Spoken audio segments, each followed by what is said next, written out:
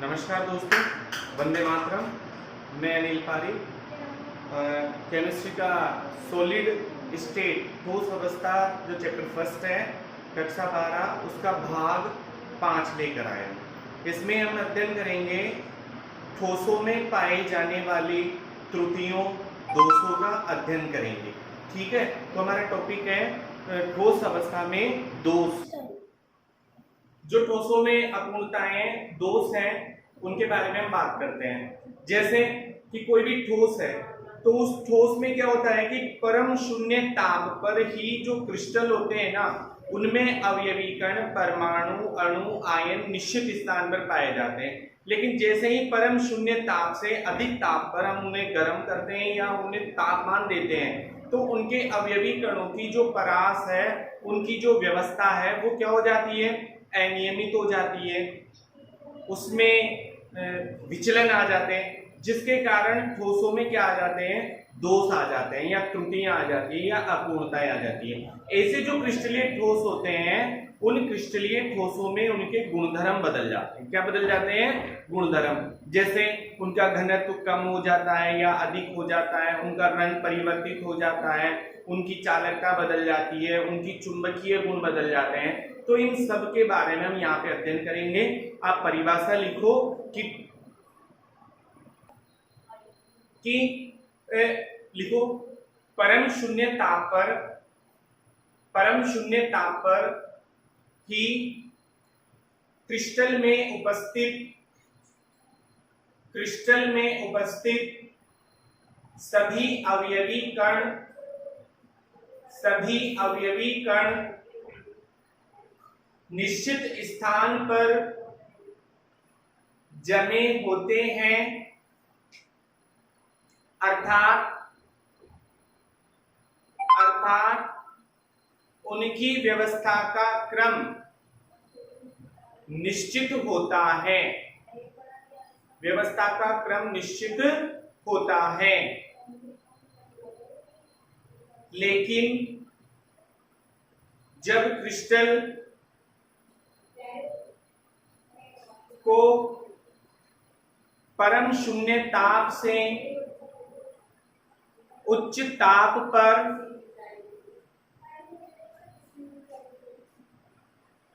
गर्म किया जाता है तो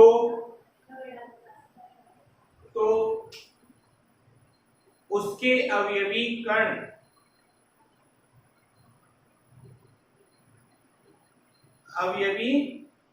कणों में अनियमितता या अव्यवस्था उत्पन्न हो जाती है।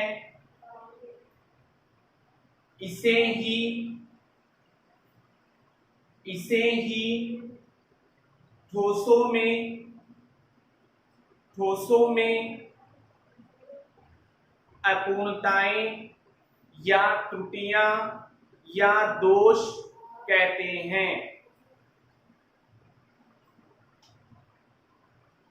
इन अपूर्णताएं या दोषों या त्रुटियों के कारण ही ठोसों के गुणधर्म जैसे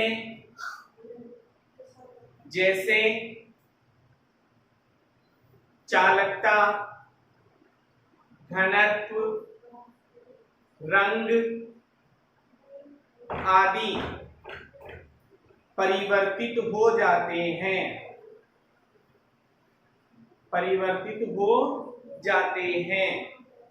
पैराग्राफ चेंज करो। सामान्यतया ये त्रुटियां अवयवी कणों के कारण ही उत्पन्न होती हैं। ये त्रुटियां अवयवी कणों के कारण ही उत्पन्न होती हैं। अतः इन्हें बिंदु दोष भी कहते हैं। बिंदु दोष भी कहते हैं। बिंदु दोष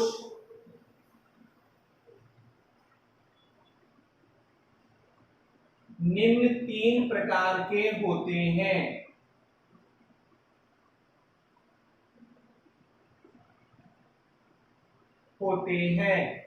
नंबर 1 है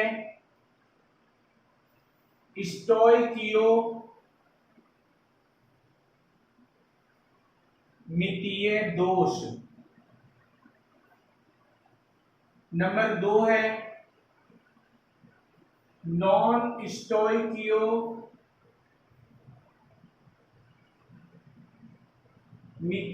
दोष। और नंबर 3 है अशुद्धता दोष। अब देखो, जो स्टोइकियोमीतीय दोष है, इसमें जो अवयवी कण है उनका अनुपात हमेशा पूर्ण अनुपात में पाया जाता है, और जो नॉन स्टोइकियोमीतीय दोष होते हैं उसमें अवयवी कण होते हैं, उनका अनुपात फ्रैक्शन में या दशमलव के रूप में पाया जाता है। और अशुद्धता दोष वह दोष होता है जिसके अंदर किसी अन्य परमाणु या आयन अशुद्धि के रूप में मिल जाता है, तो इसे हम क्या कहते हैं? अशुद्धता दोष। लिखो परिभाषा स्टोइकियोमीतीय दोष की। बंद लिखो परिभाषा स्टोइकियोमीतीय दोष की। वह बिंदु दोष जिसमें धनायन व ऋणायन का अनुपात नहीं बदलता, अर्थात एक समान रहता है, स्टोइकियोमीतीय दोष कहलाता है। यह निम्न प्रकार का होता है। नंबर 1 रिक्तिका दोष।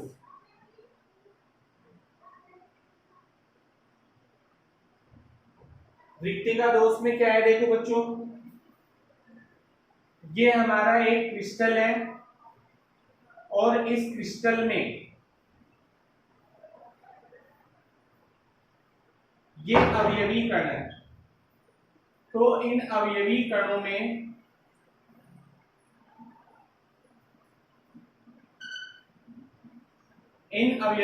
में सभी जगह तो क्या है? परमाणु उपस्थित है, लेकिन कुछ बिंदु स्थल ऐसे हैं जहां से परमाणु बाहर निकल गए। परमाणु कहां चले गए? बाहर चले गए, तो ये क्या कहलाते हैं? रिक्तिका स्थल। और ये दोष क्या कहलाता है? रिक्तिका दोष। इस प्रकार के दोष में क्रिस्टल का जो ठोस है उसका घनत्व कम हो जाता है। क्या हो जाता है? घनत्व कम हो जाता है। दूसरा दोष है हमारा, इसकी परिभाषा हो गई, जब किसी ठोस में से कुछ अवयवी कण बाहर निकल जाते हैं जिस कारण से उनके स्थान पर रिक्तिका उत्पन्न हो जाती है, तो उस दोष को हम क्या कहते हैं? रिक्तिका दोष कहते हैं। परिभाषा लिख लेना। दूसरा है हमारा अंतराकाशी दोष। इस अंतराकाशी दोष में देखो आप कि जो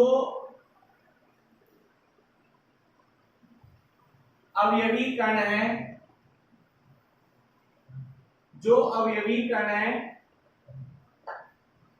वो इसके बीच बीच में जो ये अंतराकाशी स्थल है ना, यहां पे तो है ही सभी जगह परमाणु, सभी बिंदु स्थलों पर तो परमाणु उपस्थित है, लेकिन बीच बीच में भी परमाणु क्या आ जाते हैं? उपस्थित हो जाते हैं, पाए जाते हैं। ये परमाणु आ जाते हैं। यहां पे तो था ही, यहां पे भी आ गया। अब बताओ, यहां पे परमाणुओं की संख्या बढ़ गई, द्रव्यमान बढ़ गया तो इनका क्या बढ़ जाएगा, घनत्व बढ़ जाएगा। तो ये क्या है, अंतराकाशी स्थल। और अंतराकाशी स्थल पर परमाणु पाया गया तो इससे कौन सा दोष उत्पन्न हो गया, अंतराकाशी दोष। और अंतराकाशी दोष क्या कर देता है, घनत्व को बढ़ा देता है। क्या कर देता है, ये घनत्व को बढ़ा देता है। ठीक है, परिभाषा क्या हो जाएगी कि अवयवी कण उनके अंतराकाशी स्थलों में भी पाए जाते हैं। अब अपना जो तीसरा दोष है वो है फ्रेंकेल दोष। स्टोइकियोमेट्री दोष में जो हमारा सी है, थर्ड है, वो कौन सा है, फ्रेंकेल दोष। फ्रेंकेल दोष में क्या होता है, देखो हमने धनायन और ऋणायन ले लिया। यहाँ पे धनायन मैंने लिया है A+ और ऋणायन कौन सा लिया है, B- लिया है। अब धनायन और ऋणायन में से धनायन का आकार बहुत छोटा होता है, इस कारण से धनायन क्या करते हैं, अपनी स्थान से निकलकर इनके बीच में जो अंतराकाशी स्थल होते हैं वहां पे आ जाते हैं। धनायन कहां आ जाते हैं, अंतराकाशी स्थल पे। तो इस कारण से धनायन और ऋणायन का अनुपात तो वही रहता है, लेकिन इसमें क्या आ गई, त्रुटि आ गई, अशुद्धता आ गई या दोष आ गया। इसीलिए इसे हम क्या कहते हैं, फ्रेंकेल दोष कहते हैं। क्या कहते हैं, फ्रेंकेल दोष कहते हैं। लिखो आप सभी, यह आयनिक ठोसों के द्वारा दिखाया जाता है, आयनिक ठोसों के द्वारा दिखाया जाता है। इस दोष में धनायन अपना स्थान छोड़कर, सारे नहीं कुछ धनायन छोड़ते हैं, अपना स्थान छोड़कर अंतराकाशी स्थलों में चला जाता है, जिससे धनायन व ऋणायनों की कुल संख्या तो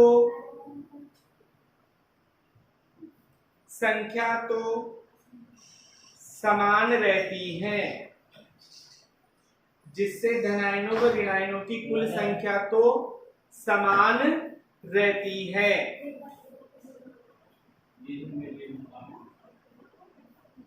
और क्रिस्टल जालक का घनत्व,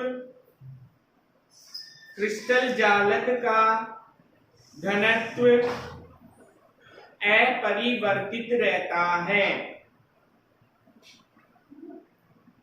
यह दोष उन आयनिक ठोसों के द्वारा दिखाया जाता है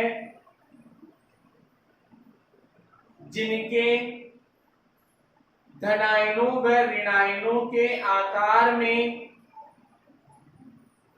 अत्यधिक अंतर होता है। अर्थात धनायन का आकार छोटा व ऋणायन का आकार बड़ा होता है, बड़ा होता है।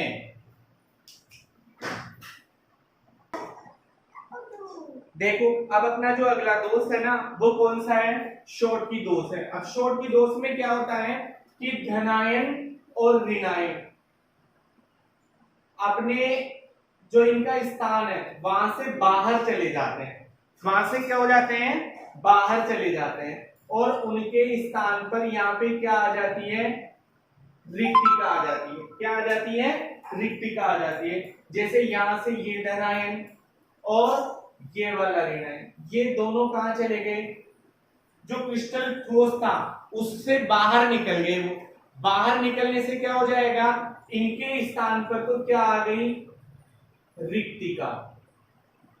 यहां पे क्या आ गई है, रिक्तिका।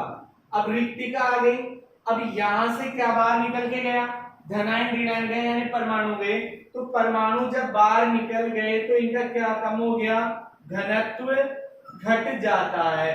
जबकि हमने देखा था कि जो फ्रैंकेल दोष था उसमें ये अवयवी कण थे वो अंतराकाशीय स्थल पर आ गए थे, इस कारण से उनका घनत्व नहीं घटता था।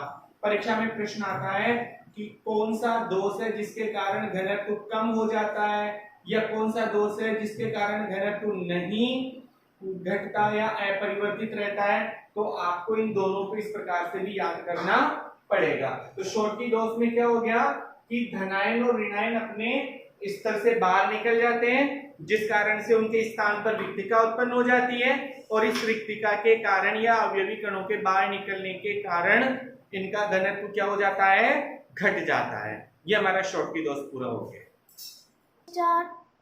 देखो, नॉन स्टोइकियोमीटर दोष वह दोष होता है जिसमें धनायन और ऋणायनों की संख्या का अनुपात बदल जाता है, समान नहीं रहता। वो दशमलव में भी आ सकता है, फ्रैक्शन में भी आ सकता है। और इस प्रकार का जो दोष होता है उसमें ये होता है कि जैसे ऋणायन बाहर निकल गया तो ऋणायन को जो आयन था उनका आयनिक संतुलन करने के लिए ऋणायन की जगह वहां पे क्या आ जाएंगे, इलेक्ट्रॉन आ जाएंगे, इसलिए उनका अनुपात बदल जाता है। या अगर धनायन बाहर चला गया तो उस धनायन की जगह दूसरे धनायन आ जाएंगे, जैसे +1 संयोजकता वाला धनायन उसकी जगह +2 संयोजकता वाला धनायन आ जाएगा, इसलिए उनका अनुपात क्या हो जाता है, परिवर्तित हो जाता है। उसे हम क्या कहते हैं, नॉन स्टोइकियोमीट्रीय दोष कहते हैं। ये निम्न प्रकार के होते हैं। जैसे पहला है हमारा धातु दोष,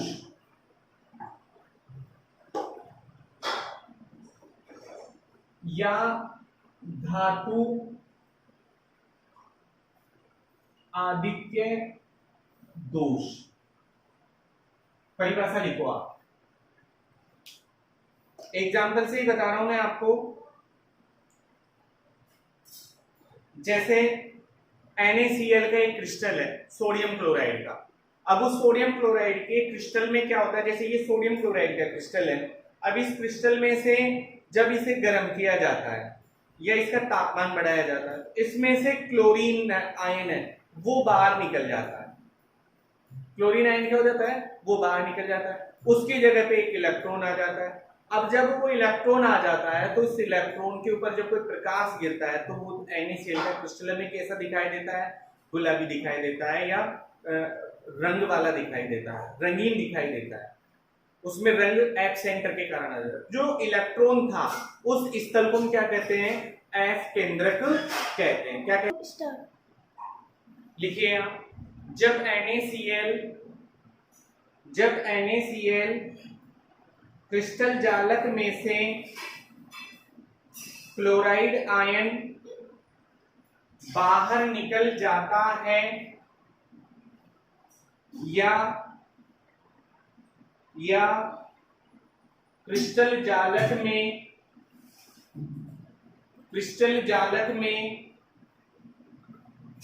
अतिरिक्त Na+ आयन अंतराकाशी स्थलों पर आ जाते हैं तो इस प्रकार का दोष उत्पन्न होता है। इस प्रकार का दोष उत्पन्न होता है। देखो, धातु आदि के दोष कैसे हो जाएगा, या तो क्लोरीन बाहर निकल जाएगी तब भी यहाँ पे धनायन ज्यादा रहेंगे, और क्लोरीन नहीं जाएगी और इसके अलावा कहीं से सोडियम इसमें आ जाए तब भी क्या हो जाएगा, धनायन ज्यादा बढ़ जाएगा। तो ये है। अब इसमें देखो, जैसे अपन बात कर लेते हैं, आगे लिखो, जब क्रिस्टल में से ऋणायन Cl- बाहर निकल जाते हैं तो उनके स्थान पर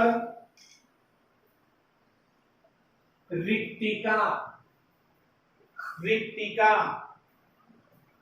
बन जाती है और इसमें अयुग्मित इलेक्ट्रॉन प्रवेश कर जाता है। इस अयुग्मित इलेक्ट्रॉन के कारण ही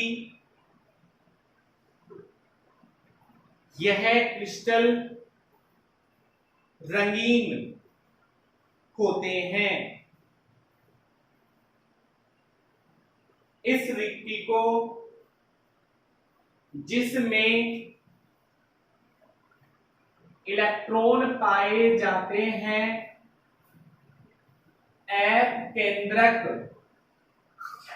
कहते हैं। अपकेंद्र कहते हैं।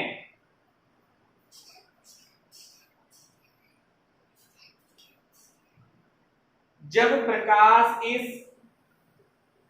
अयुग्मित इलेक्ट्रॉन पर पड़ता है तो यह ऊर्जा को अवशोषित करके उत्तेजित हो जाता है। इसी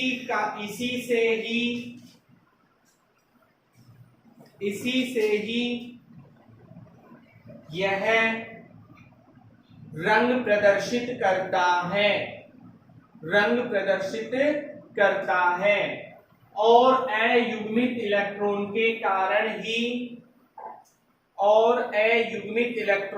कारण ही यह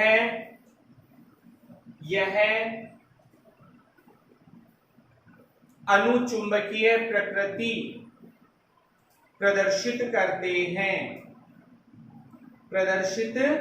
करते हैं। इसी एफ सेंटर के कारण ही जो LiCl है, KCl है, NaCl है। LiCl है आपका वो गुलाबी रंग का होता है। कैसा होता है? गुलाबी। KCl है वो बैंगनी रंग का, और NaCl है वो पीला रंग प्रदर्शित करता है। कौन सा रंग प्रदर्शित करता है? पीला रंग प्रदर्शित करता है। अब देखो, पहला तो हो गया कि ऋणायन बाहर जाए, उसके कारण धातु आधिक्य दोष आए। अब इसी में दूसरा कारण ये भी तो हो सकता है ना कि धातु आयन इसके अंतराकाशी स्थलों पर आ जाए। तो दूसरा किस प्रकार से बन सकता है ये धातु दोष? कि लिखो, अतिरिक्त धनायनों की अंतराकाशी स्थलों पर उपस्थिति से भी धातु आधिक्य दोष उत्पन्न हो जाता है। धातु आधिक्य दोष उत्पन्न हो जाता है।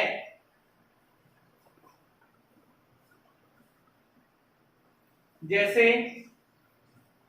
जब हम ZnO का जो क्रिस्टल होता है उसका रंग पीला इसी दोष के कारण होता है। उसमें जिंक है अंतराकाशी स्थलों पर चले जाते हैं। अब देखो, अपना जो नॉन स्टोइकियोमितीय दोष है उसका जो दूसरा है नंबर को, कौन सा? धातु न्यूनता दोष। पहला हमने कौन सा पढ़ा? धातु आधिक्य दोष, यानी अधिक मात्रा में धातु हो। अब धातु कम मात्रा में हो, ये अपन पढ़ेंगे। ये वाला जो दोष होता है ये किसके द्वारा दिखाया जाता है? संक्रमण धातुओं के द्वारा दिखाया जाता है। डी ब्लॉक की जो धातुएं हैं उनके द्वारा यह दोष दिखाया जाता है। उनके द्वारा क्यों दिखाया जाता है? क्योंकि डी ब्लॉक की धातुओं की परिवर्तनशील ऑक्सीकरण अवस्था होती है। क्या होती है उनकी? परिवर्तनशील ऑक्सीकरण अवस्था होती है। जैसे हम जानते हैं Fe है, आयरन है, आयरन की दो संयोजकताएं होती है ना ऑक्सीकरण अवस्था।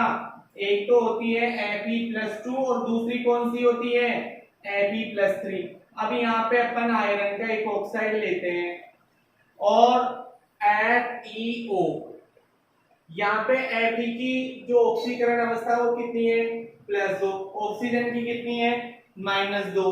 अब देखो यहाँ पे ये Fe+2 O-2, Fe+2 O-2, Fe+2 O-2, Fe।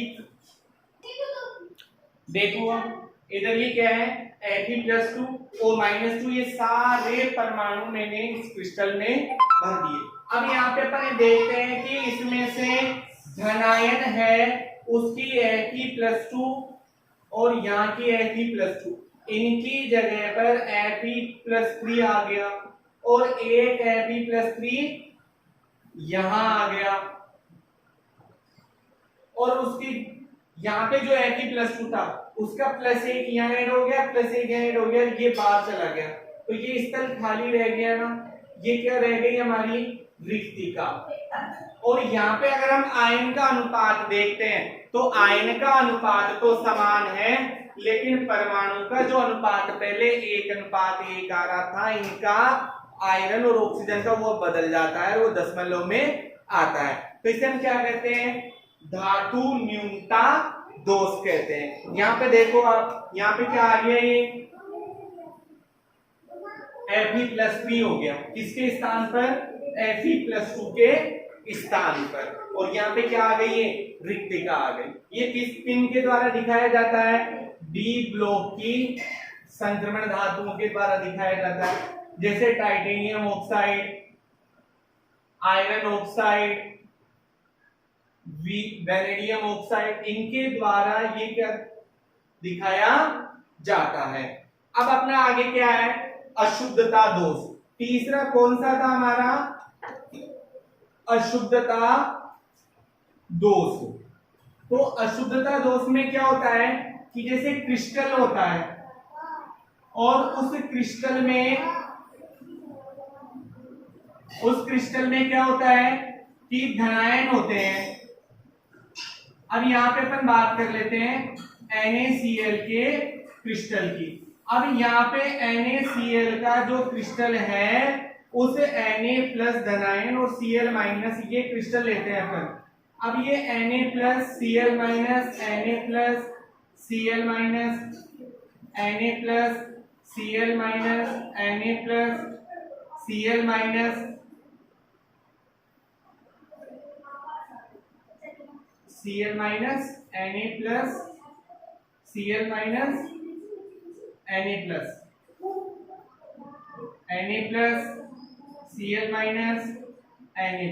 अब अशुद्धता दोष का मतलब क्या होता है, अशुद्धता दोष का मतलब क्या होता है कि यहां से ये सोडियम को बाहर चला जाए और इस सोडियम के स्थान पर अन्य परमाणु आ जाए।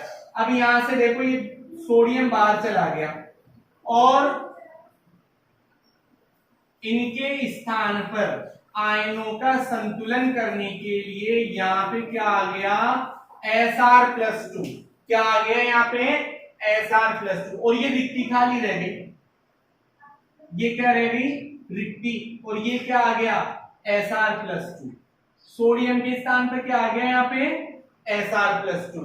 तो ऐसा जो दोष होता है उसे हम क्या कहते हैं, अशुद्धता दोष कहते हैं। लिखो आप इसमें अशुद्धता दोष में, जब किसी क्रिस्टल में एक धनायन के स्थान पर दूसरा धनायन, एक धनायन के स्थान को दूसरा धनायन ग्रहण कर लेता है तो इसे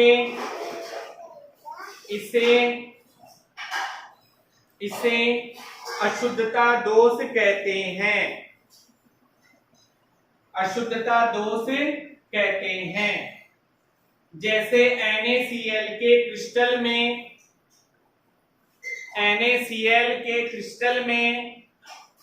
SrCl2 की अशुद्धि का मिलना या मिलाना,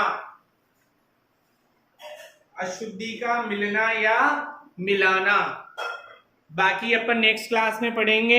अब आप सभी को इस वीडियो को शेयर करना है, सब्सक्राइब करना है चैनल को और अपने वैल्यूएबल कमेंट्स डालने हैं और बताना है कि आपको कोई चीज समझ में नहीं आती है तो मैंने मेरे व्हाट्सएप नंबर ऊपर डाल दिए हैं, आप उसमें आपकी जो प्रॉब्लम्स हैं उसकी फोटो खींचकर मुझे भेज सकते हो और उस पे पूछ सकते हो व्हाट्सएप पे। मैं आपके जो प्रॉब्लम्स हैं उसे सॉल्व कर दूंगा। कुछ बच्चे देख रहे हैं, सभी बच्चे इन्हें देखें, अच्छा रहेगा। हम ये सारी केमिस्ट्री धीरे धीरे पूरी पढ़ने की कोशिश करेंगे।